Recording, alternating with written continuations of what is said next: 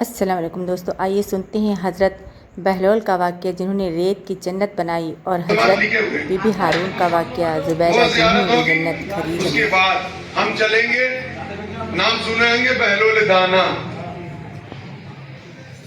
وہ بہلول ہے جو ریت سے گھر بنا کر جنت بیچتے تھے۔ ہارون رشید کی بیوی زبیدہ نے کہا کہ گھر یہ جنت کا بیچ رہے ہو، خریدو گی؟ کہاں؟ کتنا؟ اس نے کہا اتنا دینا۔ اس نے دے دیا۔ بہلول دانا فرماتے ہیں جو پسند ہے جنت میں گھر اپنے ہاتھ سے گرا دو۔ انہوں نے گرا دی۔ ہارون رشید نے کہا کیا بے وقوفی ہے، کوئی زمین پر ذرہ بنا کر ریت کا کوئی گھر بناتا ہے جنت؟ کہا آپ سے کیا مطلب؟ ہم نے خواب دیکھا اسی رات ہارون رشید کہ جنت میں ٹہلا دیکھا، ایک گھر پہ لکھا ہے زبیدہ۔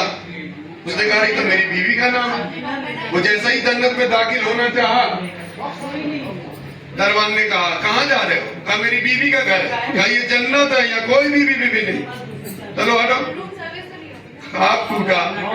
وہ سیدھے بہلول دانا کے پاس گئے، کہا جنت بیچو گے؟ کہا میں روز کی بیچتا ہوں۔ کہا میں خریدوں گا، اس کی قیمت کیا ہے؟ بہلول دانا فرماتے ہیں تمہاری پوری سلطنت۔ کہا میری بیوی کے لیے تو ایک درہم، ہمارے لیے پوری سلطنت؟ بہلول دانا فرماتے ہیں وہ تو بغیر دیکھ کر خریدی تھی، تم تو دیکھ کر خرید رہے ہو۔ یہ اللہ کے ولی ہیں۔ جب مولا علی کے کون تھے؟ غلام تھے۔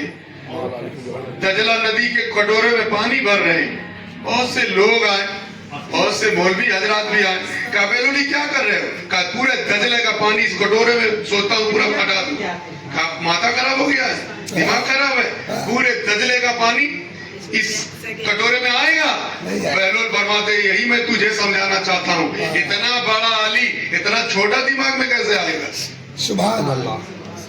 وہ بہلول ہیں، بہت واقع ہیں۔ سبحان اللہ، بے شک۔ تو جب علی کے غلام جنت اس جگہ کو کہتے ہیں قاسمین، شریفین۔ یہ جگہ ساتویں امام موسیٰ کاظم علیہ السلام کے نام سے مشہور ہے۔ جگہ بس 5 منٹ کا راستہ ہے روضے پر، مگر دیں گے پھر موسیٰ کاظم کی زیارت کریں گے۔ یہاں جائیے گا بولیے گا یہی رہنا ہے۔ اتنا خوبصورت روضہ ہے، اور کعبے کی پوری پتھر بنی ہے۔ بہت بڑا ایریا میں 2 روضے ہیں، ایک 7ویں امام موسیٰ کاظم علیہ السلام، ایک 9ویں امام محمد تقی جنہیں الجواد کہتے ہیں۔ 2 روضے ہیں، بہت پوری گولڈ لگی ہے۔ اکثر ہندوستان میں جو بزرگ ہیں جیسے غریب نواز، وارث پاک، مخدوم کچھوچا، انہی کی نسل سے ہیں، انہی کی اولاد میں سے، اس لیے ان کے پاس حاضری بہت ضروری ہے، کیونکہ ان کے 32 بیٹے تھے، ان کی اولادیں ہیں۔ اور کبھی ایران آپ کو جانا ہوگا زیارت پہ، وہاں 8ویں امام مشہد مقدس امام علی رضا علیہ السلام کا روضہ ہے۔ 4 کلومیٹر میں روضہ ہے، اتنا بڑا روضہ ہے، 4 کلومیٹر کو قرضہ لینا ہوتا ہے اسی روضے سے لیتا ہے۔ آج بھی اہل بیت زمین کے اندر ہے، پھر بھی بانٹ رہے ہیں۔ کل بھی اہل بیت بانٹ رہے تھے، آج بھی بانٹ رہے ہیں۔ آج بھی دنیا محتاج ہے، نبی کے گھر والوں کا محتاج ہے، کیونکہ یہی جنت کے مالک ہیں۔ جنت جنت جنت جنت کے مالک کون ہے؟ جنت کے مالک یہی اہل بیت اطہار ہیں۔ تو یہاں ہم لوگ چلیں گے، ابھی جو جائیں گے ہم لوگ زیارت پہ، ہم لوگ سب سے پہلے جائیں گے مسجد براشا۔ بعد میں آنے کے بعد لکھ لیجئے گا، مسجد براشا وہ مسجد ہے جب مولا کائنات وہاں سے گزر رہے تھے اپنے اصحاب کے ساتھ، تو اصحاب نے کہا مجھے پانی کی ضرورت ہے، پیاس لگی ہے۔ مولا فرماتے ہیں وہاں ایک پتھر ہے، ہٹاؤ چشمے جاری ہو جائیں گے۔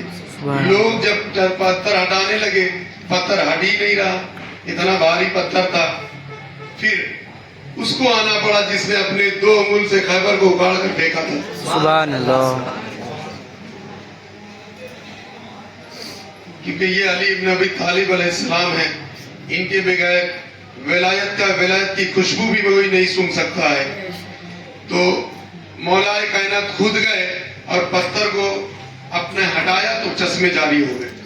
वहां राहिब देख रहा था, किताब अपना पलटा और देखने के बाद कहा, ये पत्थर को किताबों में लिखा है वो हटाएगा जो नबी का वारिस और जानसीन होगा, आखिरी नबी का जो जानसीन होगा, वारिस होगा।